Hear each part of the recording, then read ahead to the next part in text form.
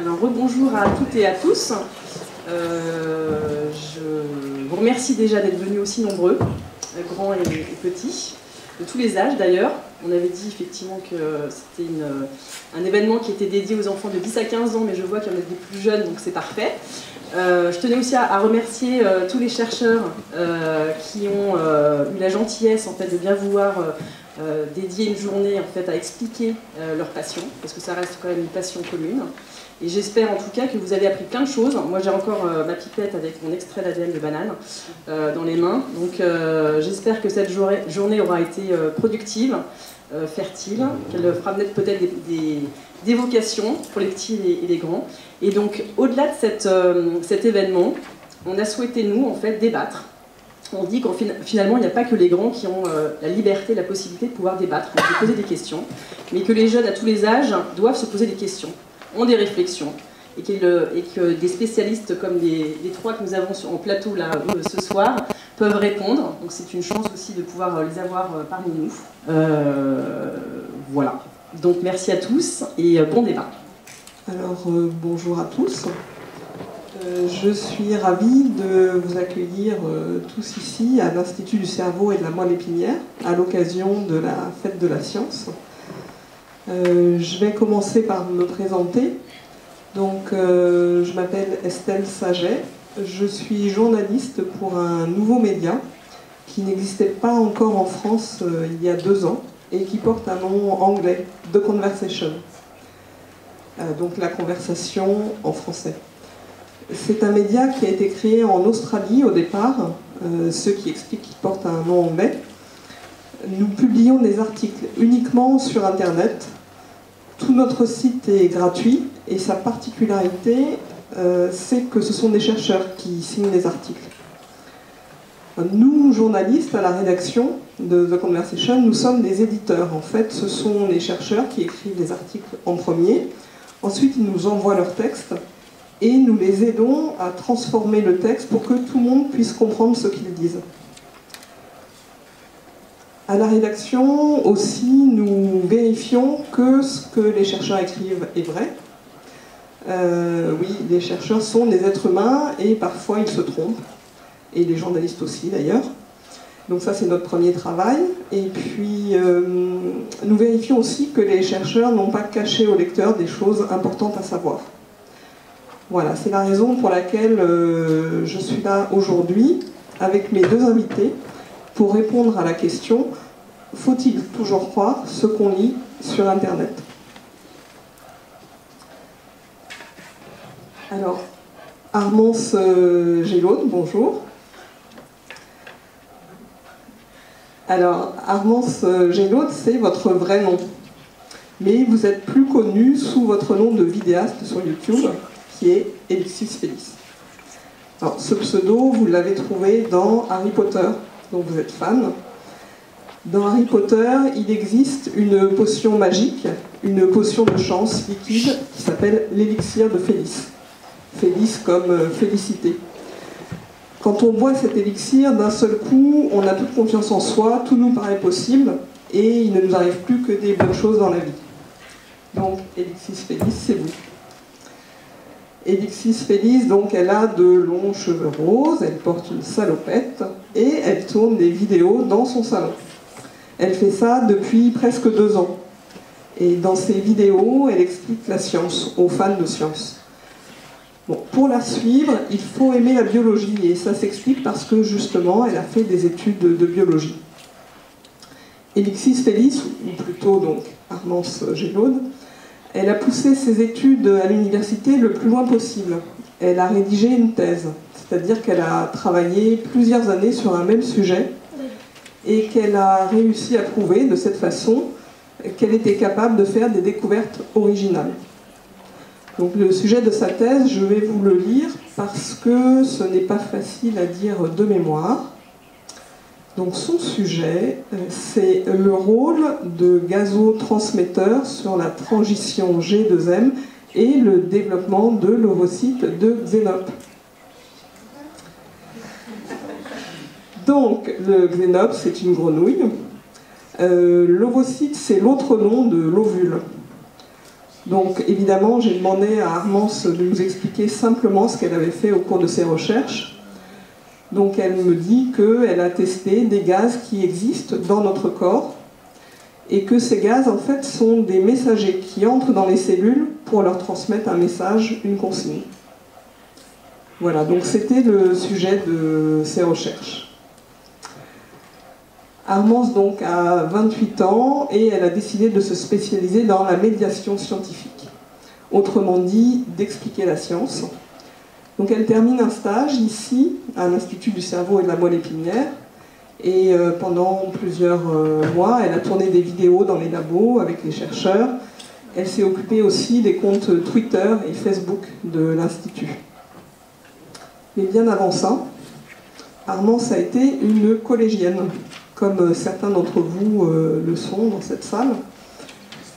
Elle a grandi à Compiègne, dans l'Oise. Alors à l'époque, elle était pas mal garçon manqué. C'est une expression qu'elle n'aime pas beaucoup, mais on en a cherché une autre et on n'en a pas trouvé. Donc à cette époque, Armance lisait beaucoup de livres d'heroic fantasy, comme Le Seigneur des Anneaux. Elle était et elle est toujours une grande joueuse de jeux vidéo. Ses préférés, c'est la saga Zelda, ou aussi Bayonetta. C'est une sorcière qui bastonne des anges, il y en a sûrement qui la connaissent. Voilà, Armance aime beaucoup rêver, mais elle sait aussi très bien faire la différence entre le rêve et la réalité.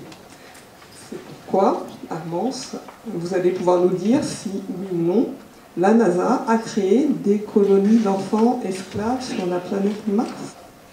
Alors, vous tous et toutes qui êtes présents dans cette salle, est-ce que vous saviez que la Terre est plate?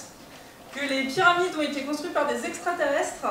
Et que Michael Jackson n'est en réalité pas mort et qu'il prépare incognito un film qui va révolutionner notre vision du cinéma?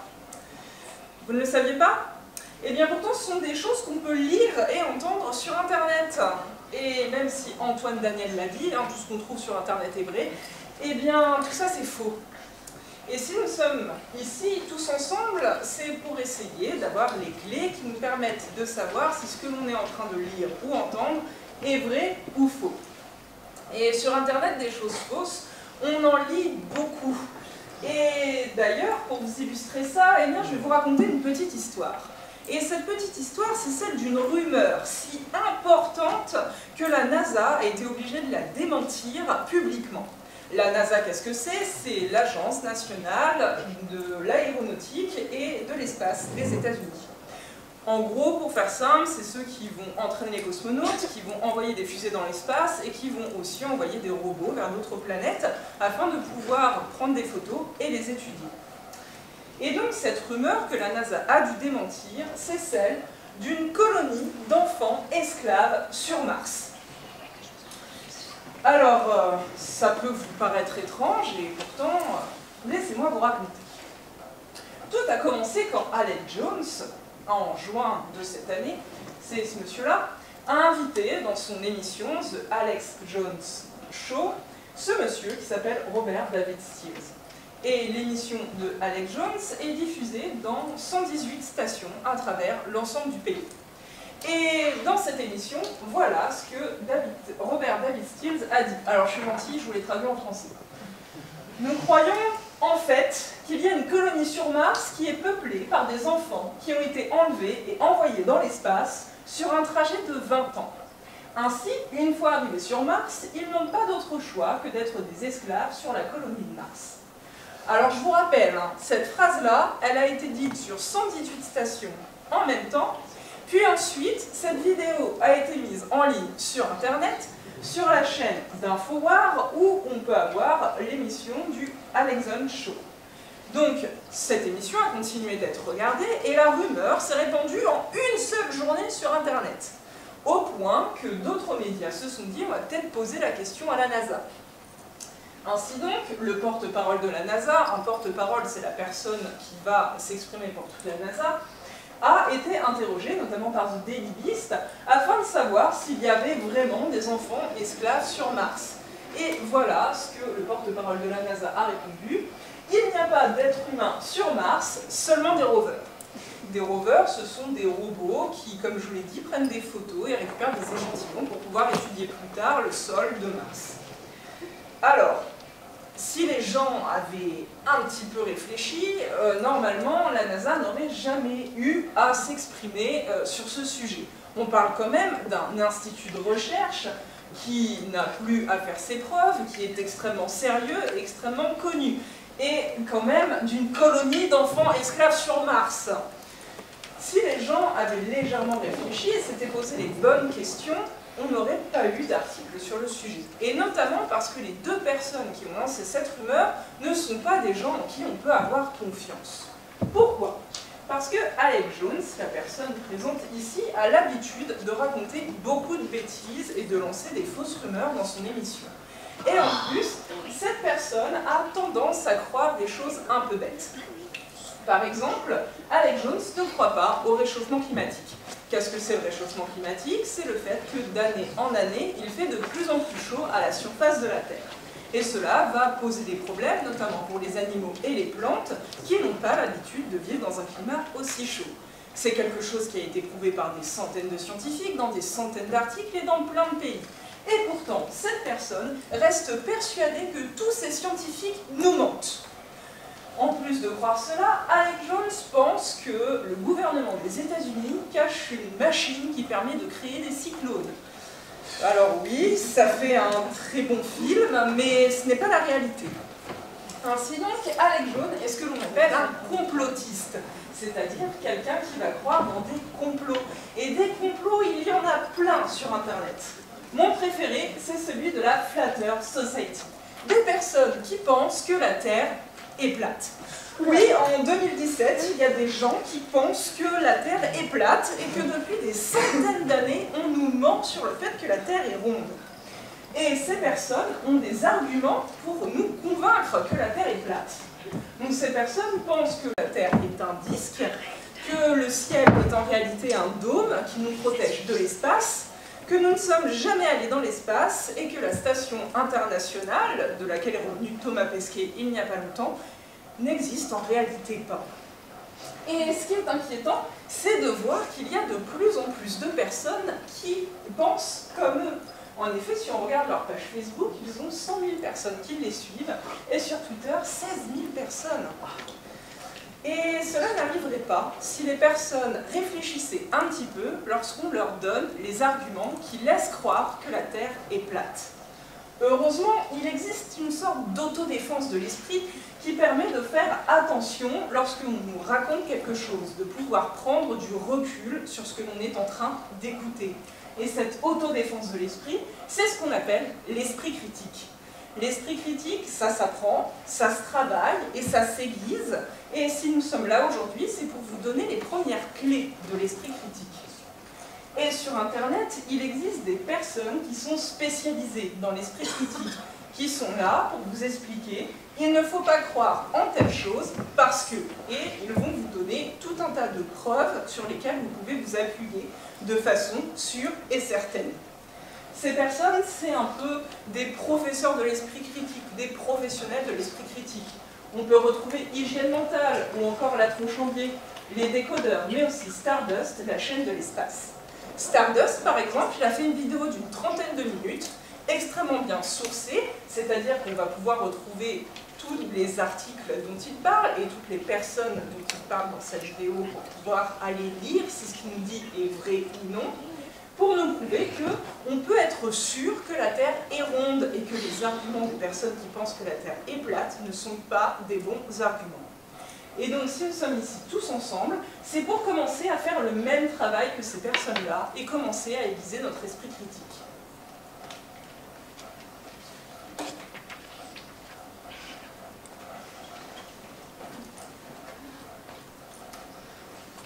Merci beaucoup Armance, on a pris un petit peu d'élixir de Félix, ça fait du bien. On a pris confiance en nous et dans nos capacités à savoir ce qui est vrai ou faux sur Internet.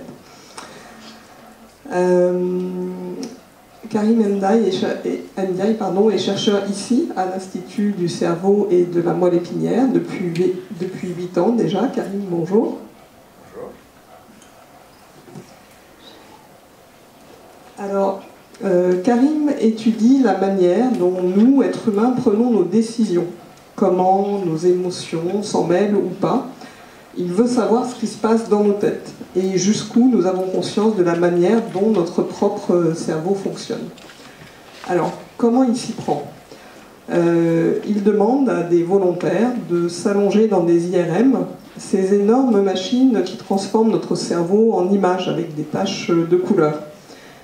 Il leur place aussi des électrodes sur la tête, sous un filet, pour qu'elles ne se décollent pas de leur crâne.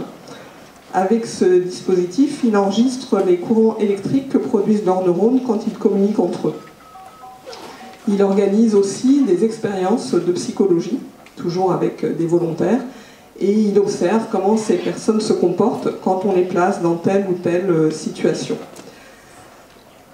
Karim s'intéresse à notre cerveau quand il fonctionne bien, et aussi quand il fonctionne de travers. Par exemple, il essaie d'aider les personnes qui souffrent de TOC.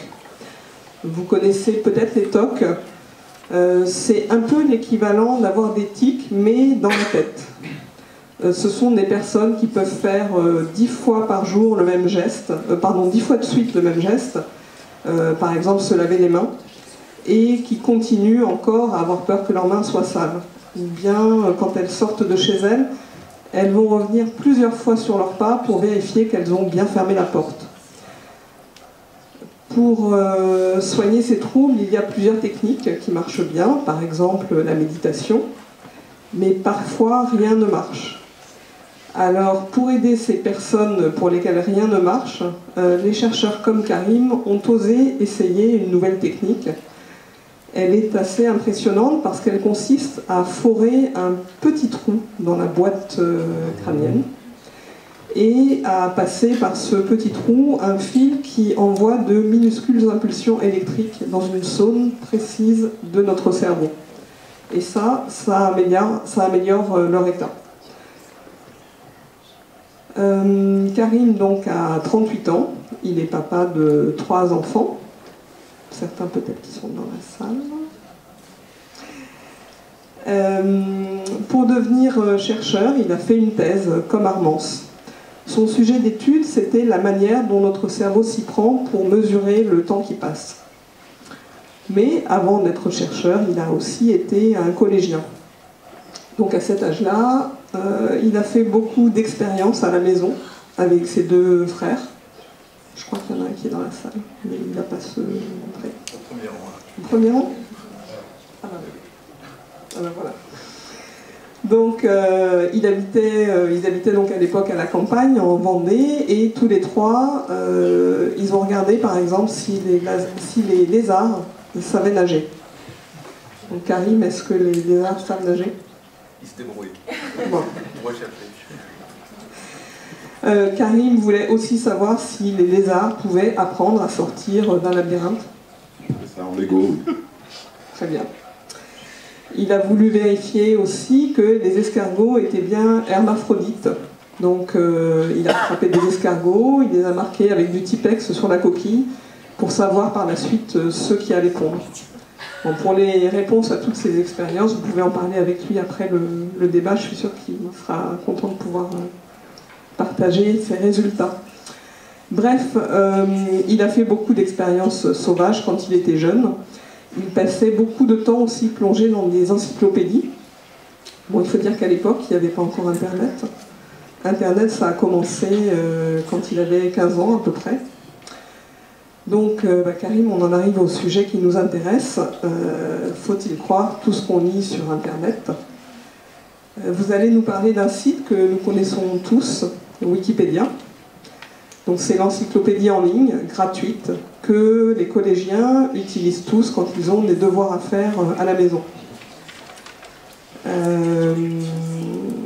Avant de dire un petit mot encore sur Karim, je dois dire qu'on a reçu une question justement d'un collégien apparemment qui s'appelle Karim, je ne sais pas s'il est dans la salle, et qui nous a remis une question.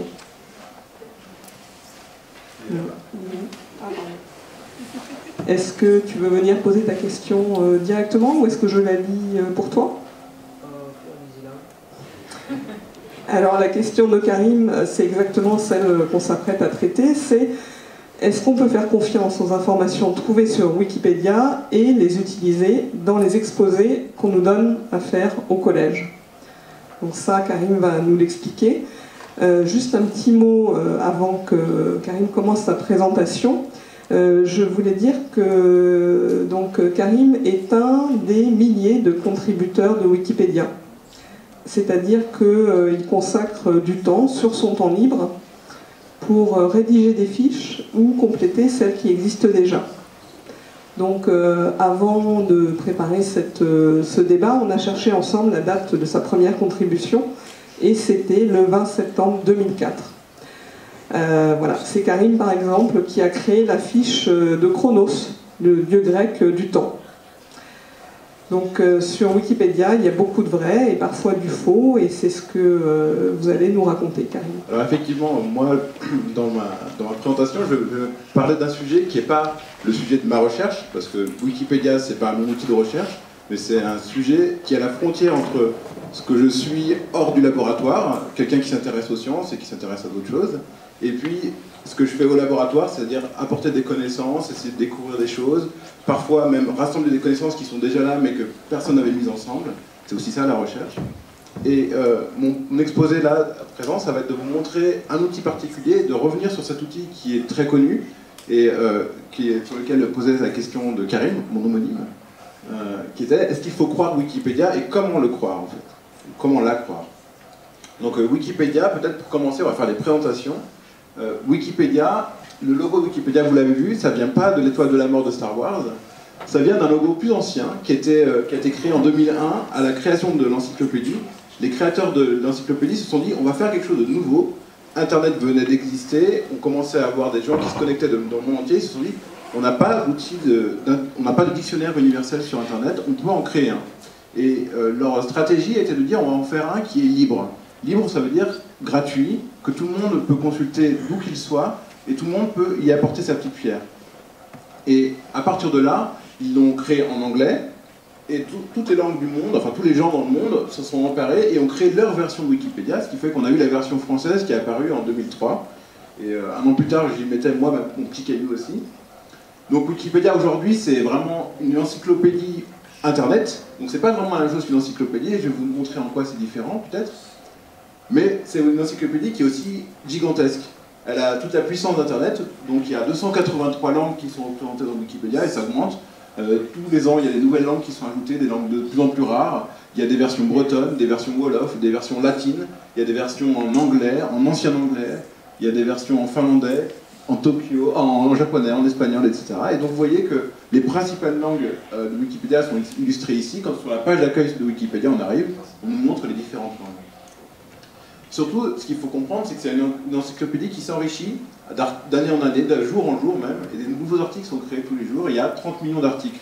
Alors pour vous donner une petite idée de ce que ça représente, aujourd'hui Wikipédia, si on imprimait en intégralité, la version de Wikipédia, ce serait 625 tomes d'une encyclopédie, comme l'Encyclopédia Universalis, qu'il y avait chez mes parents et que d'autres peut-être ont eu. Donc c'était une grosse encyclopédie avec du papier très fin, ce qu'on appelle papier Bible, et qui était en 25 volumes. Eh bien, il faut imaginer que Wikipédia, c'est 25 fois la plus grosse encyclopédie qu'on a à disposition sur papier. Alors évidemment, la question c'est qu'est-ce qu'on y trouve? Et ce qu'on y trouve dans Wikipédia, ben, c'est un peu tout. Et un peu tout et parfois un peu n'importe quoi, mais j'y reviendrai. Donc Wikipédia, quand on y va déjà, c'est par un moteur de recherche, vous tapez wikipedia.org, et si les choses sont bien faites, lorsque vous êtes en France, vous arrivez sur la version française de Wikipédia, et vous allez avoir une petite page qui va vous accueillir, qui vous donne l'exemple d'un article sur un sujet complètement aléatoire, qui va changer tous les jours, et puis des petites informations sur l'encyclopédie. Et là, lorsque vous tapez ici pour une recherche, vous allez par exemple chercher cerveau au hasard, et il va vous sortir cet article-là. C'est un article sur le cerveau qui est assez long en fait. Le principe de Wikipédia, c'est que c'est des articles qui ont des liens entre eux, et tous les mots bleus sont des liens qui pointent vers d'autres articles de Wikipédia, donc vous pouvez passer d'une idée à une autre. Et lorsqu'on vous lit la première phrase, le cerveau est le principal organe du système nerveux des animaux. Si vous ne savez pas ce que c'est qu'un organe, vous cliquez sur organe et il va vous emmener sur la page organe. Ce qui est important, c'est que Wikipédia, voilà la page cerveau. J'ai mis ici en petit. Vous voyez que ce qu'on voit ici, c'est une toute petite partie de l'article cerveau. Et ce qu'il faut retenir, c'est... Pardon. Ce qu'il faut retenir d'un article de Wikipédia, c'est qu'il est structuré en plein de sous-sections que je ne vais vraiment pas vous lister ici.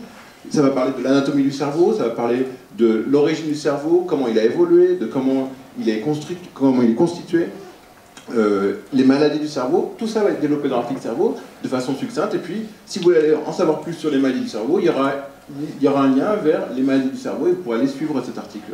Donc ça, c'est le principe général de Wikipédia. C'est un principe qu'on retrouve évidemment sur Internet. Il faut bien penser que les gens qui ont créé Wikipédia, ils se sont inspirés directement d'Internet. Maintenant, sur Wikipédia, on a des choses qui nous aident à savoir si ce que l'on lit est vrai ou pas, si c'est de bonne qualité ou pas. C'est été mis en place sur Wikipédia, c'est des repères. Et vous voyez ici, par exemple, sur certains articles, vous allez lire « articles de qualité ». Les articles de Wikipédia qui sont marqués avec une étoile jaune comme ça, « articles de qualité », c'est des articles où les données qui sont dedans ont été relues par beaucoup de gens. Les gens sont à peu près d'accord sur le contenu. Il n'y a pas de faute majeure. Il peut y avoir des petites erreurs, il peut y avoir des petites coquilles, il peut y avoir des petites imprécisions, comme dans tous les ouvrages, dans tous les magazines et dans tous les journaux. Y compris sur The Conversation, il y aura des petites corrections à faire et vous verrez de temps en temps, correction a été faite pour corriger tel mot parce qu'il manquait une information ou il y avait une erreur sur une date. Ça, c'est toujours possible. Mais grosso modo, toutes les informations qui sont là, elles sont fiables. Elles ont été revues par plein de monde. Il y a des articles qui sont de bonne qualité, mais peut-être un peu moins bons, donc il faut les prendre avec un peu plus de pincettes. C'est des articles qui sont marqués « bon article ». Ça veut dire qu'il y a eu un certain nombre de relecteurs, il y a encore des débats sur quelle est la qualité de cet article-là, il peut y avoir des points qui sont un petit peu ambigus. Et pour savoir ce qui est à éviter, entre guillemets, sur Wikipédia, il faut se reporter sur les avertissements qui sont mis en tête d'article. En tête d'un article, si vous voyez quelque chose comme « cette page est sans source ou non vérifiable », méfiez-vous. Si c'est marqué « cette page est une ébauche », ça ne veut pas dire que c'est faux, mais ça veut dire qu'il y a eu très peu de gens qui ont contribué à la créer. Et donc les informations qui peuvent être dedans, elles peuvent être partielles ou bien biaisées. Ça veut dire qu'elles dépendent de la personne qui les a mises. Évidemment, il peut y avoir aussi des cas où, lorsqu'il y a une controverse sur un sujet qui est très compliqué, en particulier les sujets d'actualité, s'il y a un sujet sur la guerre en Syrie, c'est un sujet très actuel, les historiens ne sont pas tous d'accord, alors a fortiori, les gens qui vont écrire un article comme ça, ils peuvent ne pas être parvenus à un consensus et il y a des visions différentes qui vont s'opposer. Comme c'est un sujet très actuel, c'est difficile d'avoir du recul et donc on va mettre ce genre de bandeaux. Et ce genre de bandeaux sont posés par les gens eux-mêmes. En effet, Wikipédia, c'est une encyclopédie où on peut rajouter tout un tas d'informations supplémentaires à l'article. Et ce qui est, à mon avis, le plus important, en particulier pour les collégiens qui voudraient utiliser des articles Wikipédia, c'est pas tant l'article Wikipédia lui-même que les notes et les références. Comme on vous disait, et notamment ce que disait Alexis Félix tout à l'heure, c'est que ce qui est important, c'est de savoir qui est-ce qui parle et sur la base de quoi. Et sur Wikipédia, ça se fait avec des systèmes de notes, vous voyez. Le cerveau est une structure biologique la plus complexe connue. Pourquoi est-ce qu'on peut dire ça? Vous cliquez sur le petit 1 et ça vous envoie ici, ça vous renvoie à un article tiré d'un ouvrage de neurobiologie qui est publié par les Oxford University Press, qui sont des sources tout à fait fiables. Donc vous voyez, Wikipédia, ça vous aide à faire des liens vers des sources qu'on appelle primaires, c'est-à-dire des gens qui ont publié des articles, dont on sait qui ils sont, dont on peut savoir leur qualité en termes d'auteur. Il y a un autre outil qui est particulièrement utile dans Wikipédia, c'est que quand les pages sont modifiables par quiconque, eh bien on peut suivre l'historique. Et ici, vous voyez, quand on clique sur l'historique, on voit l'historique de toutes les modifications qui ont été faites à la page cerveau. Alors vous ne verrez pas les miennes qui sont bien plus bas, parce que les dernières datent du 6 octobre, par exemple, c'est une capture que j'ai faite hier. Et des gens se sont amusés à faire des petites modifications. Et c'est là où vous verrez que des fois, il y a des gens qui s'amusent à faire de ce qu'on appelle du vandalisme, à insérer des informations fausses, ou insérer des informations un peu stupides, parce que ça les fait beaucoup rire. Heureusement, il y a toujours des gens qui regardent, et toujours des gens qui viennent nettoyer, qui viennent corriger. Et en fait, on peut savoir qui a écrit, quel ajout a été fait. Et ici, je suis désolé, c'est pas très facile de lire, la qualité n'est pas très bonne, mais il y a Dorine, Elisa, Lycée, je sais pas quoi, je vais pas lire, qui ont ajouté toute une partie d'un texte. C'est avec un petit liseré bleu ici qui vous dit qui perd du sommeil, lien entre le cerveau et le sommeil. Et donc ce texte-là qui a été ajouté le 6 octobre, il y a des gens qui vont revenir dessus, qui vont le corriger, l'affiner. Et on peut voir qui est cette personne qui a fait cette modification en cliquant sur son nom. et on nous dit « Ah, bah, cet utilisateur Dorine Elisa, lycée Fénelon Cambrai, nous sommes 2 élèves du lycée Fénelon et nous travaillons sur un sujet qui est l'évolution du cerveau humain. » Donc vous voyez que des collégiens, des lycéens, n'importe qui peut faire des modifications, personne ne va vous empêcher de les faire. Par contre, ce qui viendra après, c'est des gens qui vont venir derrière vous corriger, affiner ce qui a été fait. À la fin d'un article Wikipédia, en général, vous trouverez aussi des liens vers d'autres articles de Wikipédia, et puis des liens vers des sites qui sont des sites de bonne qualité, qui sont des sites fiables, des sites où on peut faire confiance aux informations qu'on y trouve. Ici, vous allez avoir un site qui va être l'Organisation internationale de la recherche sur le cerveau, qui s'appelle IBRO, la Société des neurosciences américaines. Donc, il y en a beaucoup en anglais, donc ça, il faut savoir que beaucoup d'informations sur Internet sont en anglais, et il faut avoir de plus en plus le réflexe d'aller se documenter aussi en anglais. Mais vous trouverez aussi des sites en français. Par exemple, ça renvoie à la chronique d'un chercheur d'ici qui s'appelle Lionel Nakache, qui a fait une chronique pendant l'été sur France Inter, qui s'appelait « Parlez-vous cerveau ». Et tous les jours, il faisait quelques minutes sur le cerveau, et vous les retrouverez. Vous trouvez un lien depuis la page Wikipédia sur le cerveau vers la chronique de Lionel Nakache. Alors, Wikipédia, c'est l'article... Comment on y tombe? C'est quand on ouvre Google et qu'on cherche le cerveau, on tombe sur les pages Wikipédia, on tombe sur beaucoup d'autres pages. Et ce que je veux dire, c'est maintenant, est-ce que tout ce que je vous ai dit là, ça nous permet de dire qu'on peut croire Wikipédia? C'est pas si simple, mais ce qu'on peut dire, c'est que Wikipédia, c'est une ressource, c'est pas une encyclopédie au sens de l'encyclopédie universaliste, des dictionnaires qu'on peut acheter dans le commerce. Ça a ses qualités, parce que c'est riche, il y a beaucoup de sujets que vous trouverez nulle part dans les encyclopédies. Si vous cherchez la liste des matchs de foot entre l'OM et le PSG, vous les trouverez sur Wikipédia, vous les trouverez dans aucune encyclopédie. Si vous cherchez les gazorécepteurs dans Wikipédia, il y aura des notices sur les gazorécepteurs que vous ne trouverez pas dans les encyclopédies standards.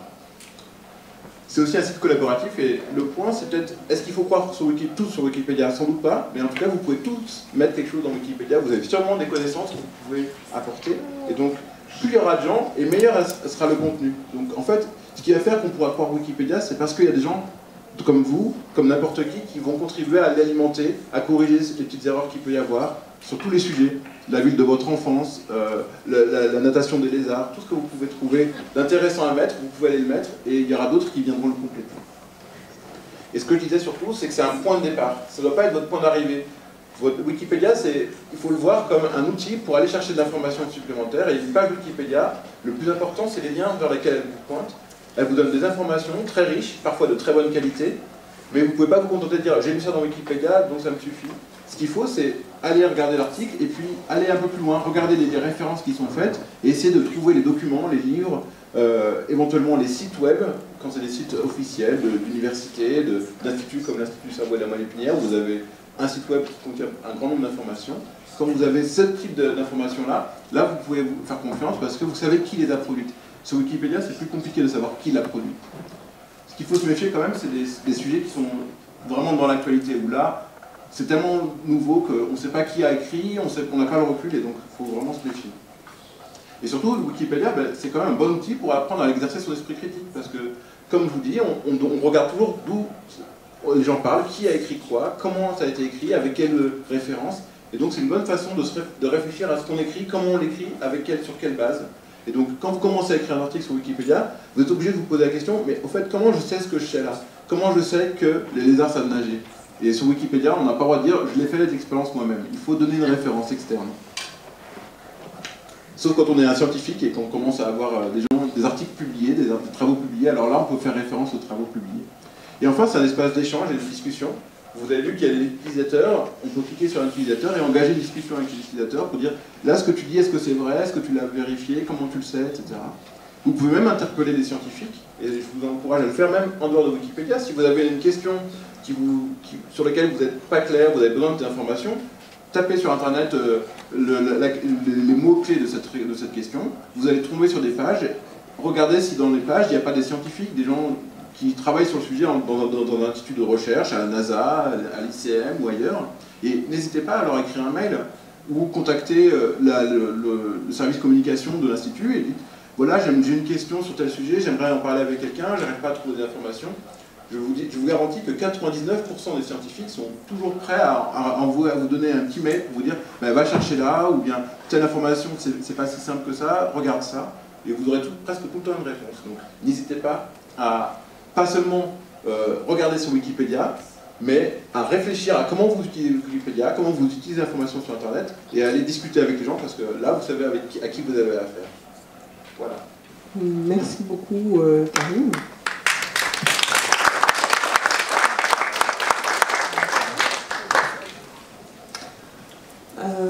On arrive à la partie des questions, puisque l'idée c'était de vous présenter, voilà, de vous dire des choses, de partager avec vous des expériences qu'on a chacun dans notre domaine, donc Karim comme chercheur, Armance comme vidéaste sur Internet et biologiste, et moi comme journaliste. Donc, peut-être Axel, tu vas reprendre la parole. Alors, j'enchaîne sur les questions, parce qu'on arrive, je dirais pas au meilleur moment, mais presque. Vous avez posé beaucoup de questions donc, dans la boîte qui était à l'entrée de l'auditorium. Alors, première question, Flavie. Flavie, tu es timide, très timide, pas du tout timide? Alors, viens, lève-toi. On applaudit Flavie quand même, parce que c'est pas simple. Alors, je te laisse poser ta question. Comment on peut nous pirater? Alors là, il faut que tu poses la question aux experts. Comment on peut nous pirater?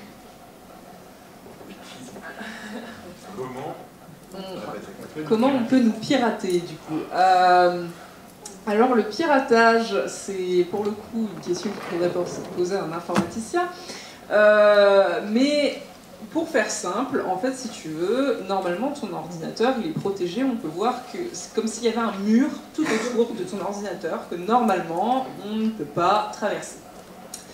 Malheureusement, dans ce mur, il y a toujours des petites failles, des petits trous que les pirates vont chercher. Et c'est en trouvant ces petits trous que les pirates vont réussir à se faufiler à l'intérieur de ton ordinateur. Des fois, il y a des petits trous sur lesquels toi tu peux pas avoir d'accès, etc., sur lesquels tu ne peux rien faire, mais parfois il y a toi qui peux créer des petits trous en faisant pas attention. Par exemple, avec tes mots de passe. Parce que, comme tu le sais, par exemple, pour ouvrir ton ordinateur, ou pour aller sur ta boîte mail, ou pour certains qui ont déjà Facebook, pour les plus âgés, parce que les plus jeunes, normalement, n'ont pas encore, eh ben, tu dois rentrer un mot de passe. Alors, il y a plusieurs choses que tu peux faire pour éviter qu'un pirate puisse utiliser ton mot de passe pour pouvoir se faufiler à l'intérieur de ton ordinateur. Pour ça, déjà, il faut changer ton mot de passe assez régulièrement. Il ne faut pas garder son mot de passe plus de 6 mois normalement, et il faut le changer très souvent. Ton mot de passe, il ne faut pas non plus que ce soit quelque chose de très personnel, comme par exemple simplement ta date de naissance, ou alors simplement ton nom et ton prénom. Il faut que ce soit quelque chose d'un peu plus compliqué, qui soit quelque chose de difficile à trouver. Plus ton mot de passe est long, plus ça va être difficile de pouvoir le trouver et de pouvoir se faufiler à l'intérieur. Et ensuite, il ne faut pas avoir qu'un seul mot de passe. Il faut avoir différents mots de passe pour tous les endroits où tu te trouves. Après, il y a des choses beaucoup plus compliquées qui sont là pour le coup pas sous ta main, qui sont des structures internes au site internet. Et donc là, c'est au site internet de faire attention, de ne pas laisser des petits trous pour que les pirates puissent se faufiler. Juste pour rebondir sur ce que disait Flavie, du coup, c'est vrai qu'on peut quelquefois recevoir, mettons sur Facebook, des messages de quelqu'un qui prétend être un tel ou un tel, et effectivement, on peut se faire pirater son compte. Donc on peut recevoir des informations qu'on croit crédibles parce que ça vient de quelqu'un qu'on connaît, et si par exemple moi je me fais pirater mon compte par quelqu'un, cette personne peut très bien envoyer des messages à ma place, à mes amis, à mes contacts, et eux ils vont pas se méfier, ils vont croire ce qui est écrit. Donc effectivement, quand on reçoit, moi ça m'est déjà arrivé, quand on reçoit un message très très bizarre de la part de quelqu'un, ça vaut le coup de lui poser la question, de se méfier et d'essayer de vérifier si c'est bien la personne à laquelle on pense. Et autre chose, on ne divulgue jamais ces mots de passe à personne, on les garde pour soi. Et si un site ou quelque chose vous demande votre mot de passe, c'est très bizarre parce que normalement ils y ont accès comme des grands. C'est les gens qui travaillent sur le site, hein, bien sûr, pas n'importe qui. Donc son mot de passe, c'est pour soi et on le garde. Et on garde bien.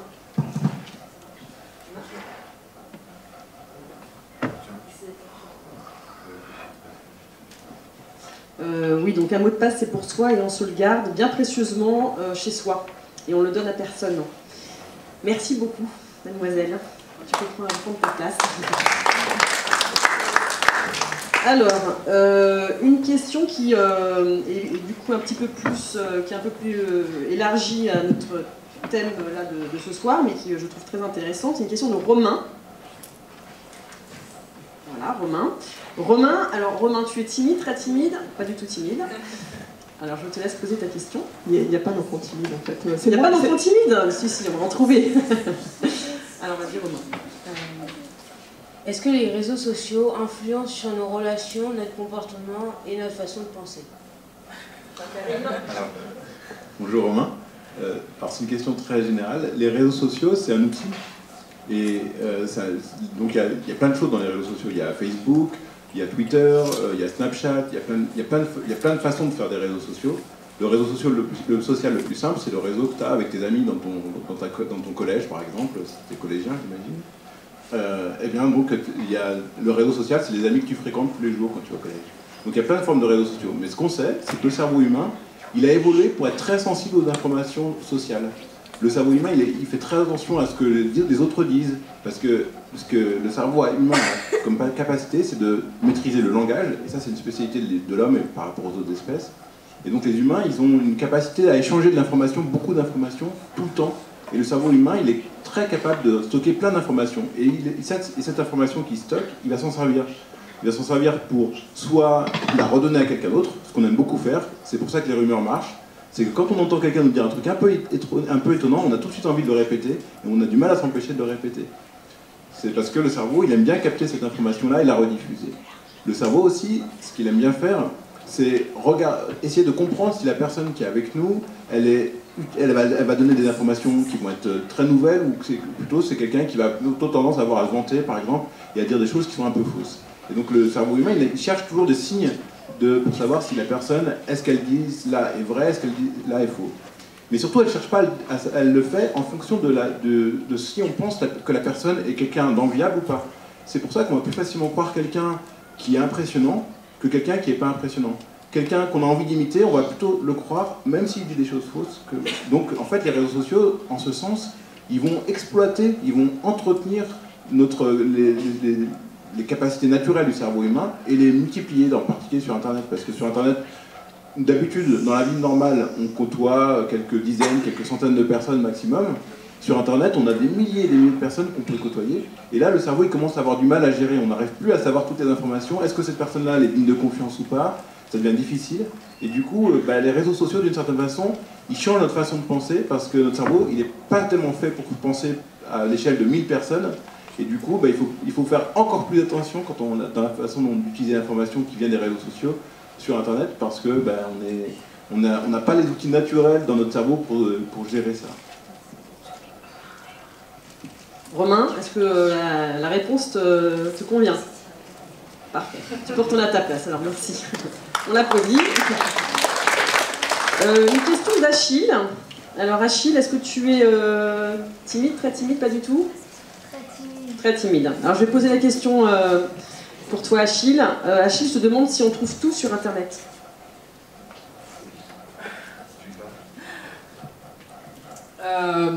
Là, comme ça, moi je répondrais oui, on trouve tout sur Internet.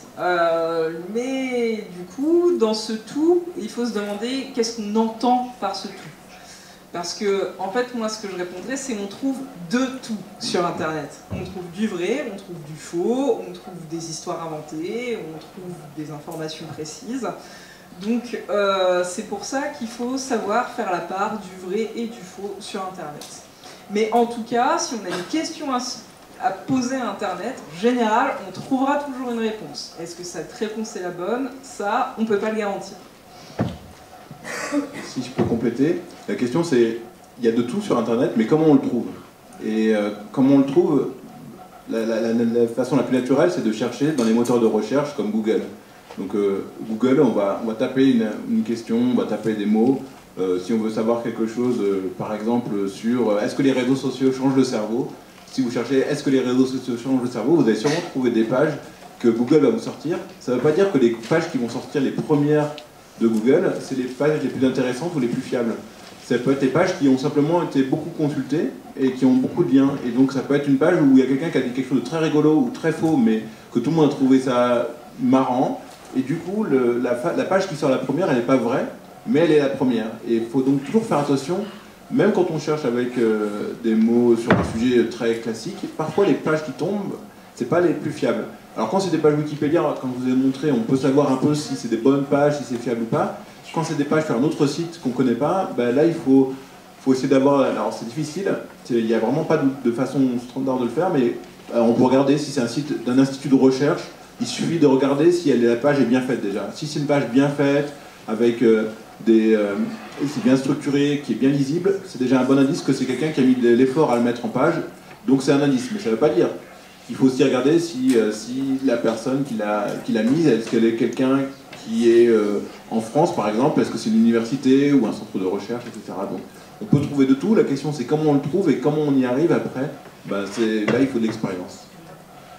Et pour les plus âgés d'entre vous, si le sujet vous intéresse, il y a une vidéo sur ma chaîne qui s'appelle Macroscopie, et cette vidéo s'appelle « À la recherche de sources fiables », où j'explique point par point comment aller chercher une source fiable sur Internet pour répondre à une question. Donc on te trouve, Armand, si tu peux rappeler comment on te... Donc sur YouTube, et ma chaîne s'appelle donc Macroscopie, donc comme microscopie, mais en macro. Une question de Léonard. Alors Léonard se pose la question de savoir, quand on trouve deux informations totalement opposées, comment découvrir celle qui est bonne. Léonard, tu...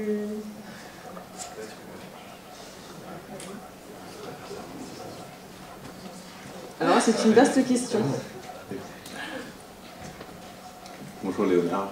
Alors c'est compliqué, et en fait c'est l'activité que font les chercheurs tout le temps.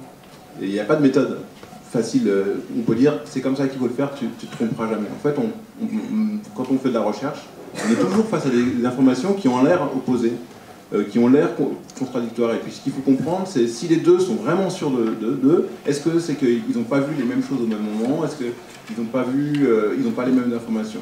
Alors de deux choses d'une, soit c'est des gens qui sont sincères, qui font vraiment les choses bien, et là c'est ce qu'on appelle la recherche, il faut chercher la solution, et des fois c'est compliqué. Soit c'est qu'il y en a un qui fait quelque chose bien et l'autre qui le fait mal ou qui essaie de tromper son auditoire. Et là, c'est plus une question de trouver la vérité parce qu'il y en a un qui fait exprès de faire un mensonge, de produire un mensonge. Ça peut être de raconter un mensonge pour se faire connaître, des fois c'est simplement ça, pour gagner de l'argent, pour embêter d'autres personnes. Donc il peut y avoir plein de cas où les gens font exprès de dire des faussetés. Et la question de comment on fait la part des choses, eh ben, il y a plusieurs méthodes, mais quand on est face sur Internet, la meilleure façon, c'est de regarder ce que fait la personne dans la vie, est-ce qu'elle a déjà écrit sur d'autres sujets. Ce qui se passe en général, comme disait Alexis Félix, c'est que les gens qui parlent de complot, souvent ils parlent de beaucoup de complots en fait. C'est-à-dire que quelqu'un qui parle des enfants sur Mars, il va aussi parler du réchauffement climatique, il va aussi parler de plein d'autres choses, et c'est un tout petit peu bizarre que quelqu'un, à chaque fois qu'il dit quelque chose, il dit quelque chose qui a l'air d'être faux.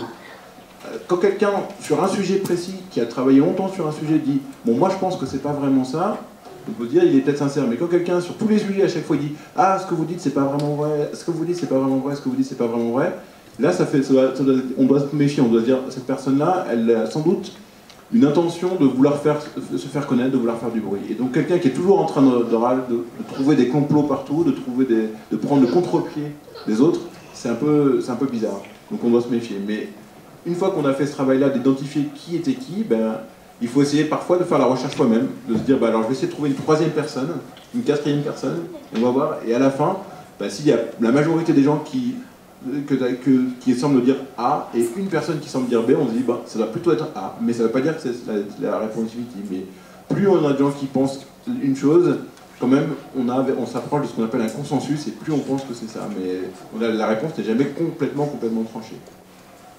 Finalement, pour un exposé, c'est mieux de chercher dans les livres, des informations ou sur Internet. Alors, moi je dirais, c'est dommage de ne pas utiliser Internet quand on a Internet. C'est un outil, et donc, comme tous les outils, ils sont là pour être utilisés. Il faut les utiliser à bon escient, mais il faut les utiliser. Et donc, pour un exposé, si tu as la chance de trouver un livre qui correspond exactement à ton exposé, c'est très bien. Seulement, même un livre peut être faux, même un livre peut être ancien, même un livre peut se tromper. Et donc, quand tu as l'outil comme Internet, eh bien, ce que tu peux te faire, si tu as un livre qui correspond à ton sujet, très bien, tu lis ton livre, tu commences à travailler ton sujet. Tu peux toujours essayer de recouper les informations de ton livre avec ce que tu peux trouver sur Internet. Deuxième possibilité, il n'y a pas de livre, tu n'as pas trouvé de livre sur le sujet. Et là, c'est là où Internet peut vraiment beaucoup t'aider, c'est-à-dire que tu commences à chercher, si tu cherches sur les gazéorécepteurs, tu vas peut-être pas avoir un livre dans ta bibliothèque chez toi, ou même au collège, qui parle des gazéorécepteurs.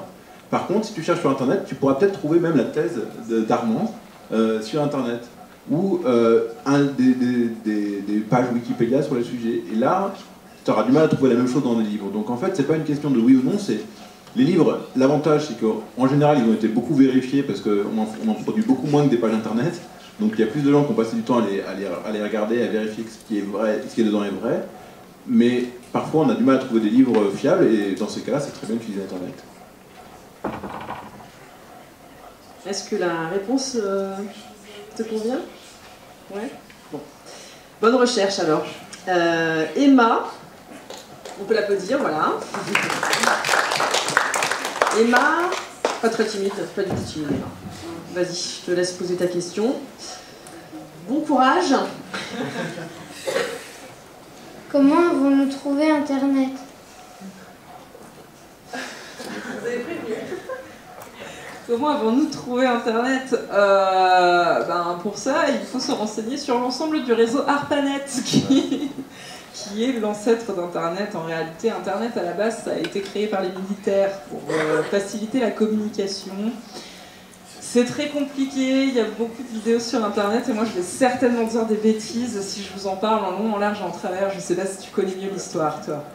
Je peux te raconter une petite histoire de comment... Parce qu'Internet, c'est plusieurs choses en fait. Internet, c'est des ordinateurs qui sont connectés les uns aux autres, mais toi, ce que tu vois d'Internet, c'est les pages Internet. C'est-à-dire les pages de Google, les pages de Wikipédia, les pages des magazines, The Conversation, etc. Et donc ça, c'est ce qu'on appelle le web. Et le web, c'est toutes les pages Internet. Et les pages, elles sont connectées entre elles font des liens entre elles, etc. Et en fait, Internet, ça a été créé par les Américains au départ. C'est un réseau, ils ont imaginé la technique pour connecter les ordinateurs entre eux, c'était il y a très longtemps. Et ensuite, il y a eu quelqu'un, un chercheur, qui travaillait en Suisse, dans ce qui s'appelle le CERN. C'est le centre de recherche sur les radioparticules, donc sur la recherche nucléaire. C'est ceux qui vont faire tourner des atomes très très vite pour les éclater et pour voir ce qu'il y a à l'intérieur des atomes, donc qui font de la recherche en physique. Et cette personne-là, elle s'est dit, j'aurais besoin de communiquer avec les autres personnes dans tout le monde pour passer mes informations, et il n'y a pas de façon facile. Et il a créé ce qu'on appelle le web, c'est-à-dire, il s'est dit, on pourrait mettre des pages avec des adresses, et puis chaque page a une adresse, et chaque page peut être liée à une autre. Et ça s'est appelé le World Wide Web, le www, qui a au début de chaque adresse Internet, ou de presque toutes les adresses Internet. Et donc c'est ça qui a créé Internet, c'est-à-dire qui a rendu facile l'utilisation d'Internet, parce que maintenant il suffisait d'avoir un ordinateur, d'ouvrir la page, et puis on pouvait cliquer d'une page à une autre. Et donc tout ça, ça a pris beaucoup de temps, et maintenant il y a eu plein de gens qui sont venus, qui ont amélioré les choses. Donc après c'est une histoire très compliquée, comme dit. Merci mademoiselle. Merci monsieur. Alors ensuite, j'ai une question d'Inès. Inès, tu veux venir poser ta question? Tu veux que je la lise? Ok. Alors on a répondu, enfin vous avez répondu en partie à cette question. Est-ce que les images sont toujours vraies? Alors non, les images ne sont pas toujours vraies, d'autant plus maintenant que nous avons des outils qui nous permettent de modifier assez facilement des images. Donc je pense que si je parle de Photoshop, tout le monde voit à peu près ce que c'est. Donc il faut faire attention quand on regarde une image. On peut voir si une image a été modifiée si on fait un petit peu attention. Parce que souvent les modifications laissent des traces en fait. Donc oui, les images peuvent être modifiées, ça se voit la plupart du temps. Et en fait, pour s'en rendre compte, il suffit de regarder l'image en détail pour pouvoir s'en rendre compte. Mais des fois, on ne se rend pas compte. Hein. Et des fois, on se rend pas compte. Hein. Des fois, c'est vraiment très bien fait. Bon, moi, j'aime bien utiliser Photoshop pour m'amuser à faire des images. Et si vous voyez un corbi qui fait comme un dauphin, en général, c'est que ça a été transformé avec Photoshop. Hein. Ouais, en fait, pour les images, c'est un peu la même chose que pour les textes. Il faut toujours essayer de voir d'où vient l'image, trouver la source, en fait. Qui est-ce qui a fait l'image en premier. Et on voit plein d'images qui tournent sur Internet, on ne sait plus très bien qui les a faites, et bah, ça, on n'a aucune certitude. Mais là, je crois que tu as aussi...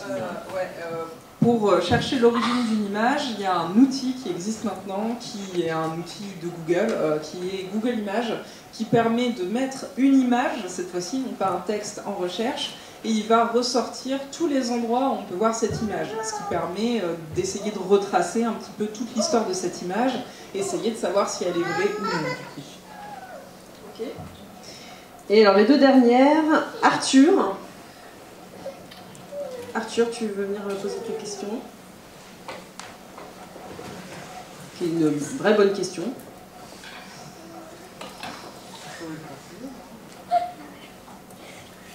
À qui profitent les fausses informations? Alors c'est pas à moi que ça profite, c'est pas pour ça. Non, comme je le disais tout à l'heure, en fait, il y a plein de façons d'en profiter. Il y a des gens qui en profitent parce que... Ce qu'il faut savoir sur Internet, c'est que la plupart du temps, les choses sont gratuites sur Internet. Quand on se connecte à une page, on ne paye pas en général. Il y a quelques pages payantes. Par exemple, il y a des journaux qui ont... pour consulter tout le journal, il faut payer. Il faut payer le journal et du coup, bah, ça coûte de l'argent. Et les journaux gagnent de l'argent quand les gens consultent. Mais il y a plein de sites qui sont gratuits, accessibles gratuitement. Et comment les gens gagnent de l'argent? C'est par exemple avec la publicité. Et donc, quand ils veulent de la publicité, quand ils vendent de la publicité, les gens qui payent la publicité, ils veulent qu'il y ait beaucoup de gens qui voient leur publicité. Donc, les gens qui ont des sites sur lesquels il y a de la publicité, leur intérêt, c'est qu'il y ait beaucoup de monde qui viennent. Et leur intérêt, c'est pas forcément de mettre des choses vraies, c'est de mettre des choses que les gens aiment voir. Et du coup, ils peuvent profiter d'Internet en gagnant de l'argent grâce à la publicité, en mettant des choses qui peuvent être éventuellement fausses, éventuellement vraies. Ce qui compte, c'est que ça fasse beaucoup de gens qui viennent les voir. Et donc, dans ces cas-là, ils en profitent en gagnant de l'argent. Après, il peut y avoir aussi des gens qui profitent d'Internet pour d'autres raisons.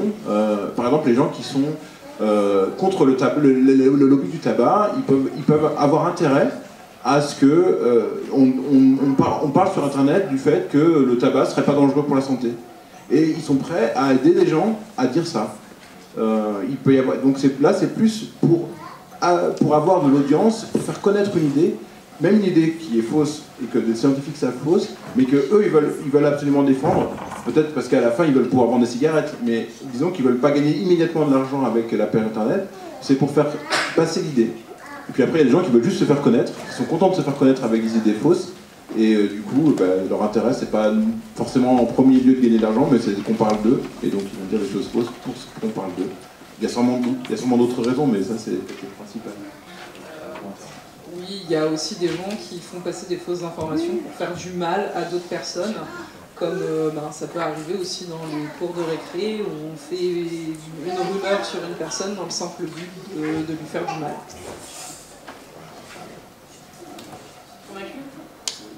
Ok. On s'applaudit. Et la dernière de Célia. Célia, tu veux venir poser ta question ? Non, c'est vrai, je me souviens que tu étais très timide. Alors je vais la poser à ta place. Quel moyen a-t-on pour vérifier si ce qu'on lit est vrai ou pas? Vous avez répondu aussi en partie. On y a répondu en partie. Il faut regarder la source, du coup, la personne qui a dit cette information. Si cette personne a tendance à raconter un peu des bêtises, la plupart du temps, il ne faut peut-être pas la croire. Regardez l'endroit où ça a été publié. Par exemple, comment ça s'appelle ? Le Gorafi. Si une information est disponible sur le Gorafi, vu que c'est un site parodique qui ne met que des choses fausses en ligne, il ne faut pas la croire. Il y a aussi regarder si d'autres endroits, certains, relaient cette même information. Si plusieurs journaux dont on peut être sûr parlent de la même chose, c'est que normalement cette information est sûre et certaine. Et il y a aussi des outils maintenant qui existent pour aider à se faire une idée. Par exemple, les décodeurs, le site du Monde, ils ont créé le Décodex. C'est un site où, si tu vois une page où tu te poses la question de est-ce qu'elle est vraie ou pas, tu prends l'adresse de la page, tu la copies et tu la mets dans la recherche du Décodex. Et le Décodex va te dire, ce site-là a l'habitude de dire des choses plutôt vraies, ou bien ce site-là a l'habitude de dire des choses plutôt fausses. Et il va te donner comme ça une idée si... Ça ne veut pas dire que parce qu'il dit des choses vraies en général, il ne se trompe pas sur cette fois-là, mais en tout cas, quelqu'un qui dit des choses vraies en général, on a plutôt tendance à le croire, mais alors que quelqu'un qui dit des choses fausses en général, on a plutôt tendance à se méfier. Voilà. Donc ça, c'est des outils qui existent pour ça. Et juste peut-être une petite suggestion, c'est une fois que, quand on reçoit des informations, par exemple sur les réseaux sociaux, et ça vaut pour les enfants mais aussi pour les adultes que nous sommes, avant de la relayer, ça vaut toujours le coup de faire une petite enquête parce qu'on s'est rendu compte que les informations circulaient très très vite. Et donc on a finalement tous une responsabilité à titre personnel.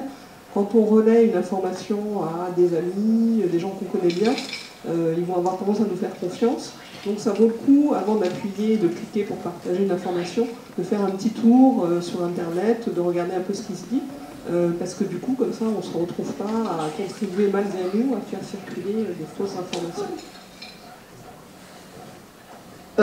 C'est l'heure de conclure.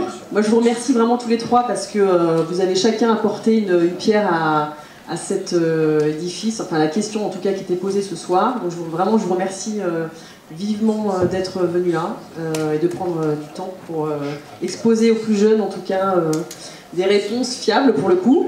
Alors je pense qu'à la question faut-il toujours croire ce qu'on lit sur internet, je pense que vous allez repartir avec la réponse.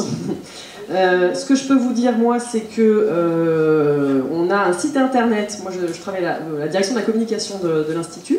Donc il y a un institut, je ne sais pas si tout le monde le connaît, mais c'est un institut qui est très jeune. Quand vous voyez ce bâtiment très moderne, vous vous dites waouh, c'est moderne, ça existe depuis très longtemps. En fait, il existe que depuis 7 ans cet institut, donc il est très jeune. Comme la moyenne d'âge des chercheurs qui travaillent ici, donc on a 700 chercheurs. On a des chercheurs, des médecins, des ingénieurs, des biologistes, des mathématiciens, des infirmiers. Donc tous les métiers de la recherche que vous avez vus aujourd'hui, il y en a 700, et donc la moyenne d'âge est assez jeune puisqu'elle est d'à peine une trentaine d'années. Qu'est-ce que je peux vous dire d'autre? C'est un institut qui est international. On a un peu plus du tiers en fait, de nos chercheurs qui sont issus de l'international, donc de l'étranger, et donc la langue commune ici à l'Institut c'est l'anglais. Tous les gens parlent anglais. Donc c'est aussi, à mon avis, pour vous, c'est important de savoir que c'est la langue qui est universelle. Et je pense que dans vos différents âges, le fait de pouvoir un jour se dire je voudrais être chercheur, le fait de pratiquer cette langue, ça va vous permettre d'ouvrir, à mon avis, et je pense que Karim, tu ne diras pas le contraire, les portes de la recherche du plus haut niveau. Voilà. Donc on a un site internet, donc les contenus sont fiables, on a un Facebook. Les contenus sont fiables également, on organise des événements. Alors les prochains événements qu'on organise, qui seront à mon avis pour les enfants, la semaine du cerveau, donc sur le mois de mars. On vous enverra, vu qu'on a récupéré vos mails, toutes les informations, donc vous pourrez revenir, mais c'est pas du tout les mêmes sujets qui sont abordés, c'est pas les métiers, mais c'est d'autres ateliers, donc ça peut être assez sympa aussi pour vous de venir pour compléter un peu vos connaissances. Et puis en décembre, ça c'est plus peut-être pour les adultes, il y a une très belle journée qui s'appelle Handicapable, qui sera organisée le dimanche 3 décembre autour du handicap cognitif. Et donc c'est un message d'espoir, moi je trouve, parce que formidable, parce qu'il y a des gens qui, de tous les âges qui ont été atteints de différentes pathologies et qui ont pu transcender leur handicap en réalisant en fait des œuvres artistiques qui sont absolument phénoménales, donc de la sculpture, de la peinture. Donc c'est le handicap par le prisme de l'art. Donc je vous invite vivement à venir si vous avez rien à faire le dimanche 3 décembre. Voilà, pour moi je vous remercie beaucoup à tous d'être venus et je vous souhaite un excellent fin de week-end. À bientôt.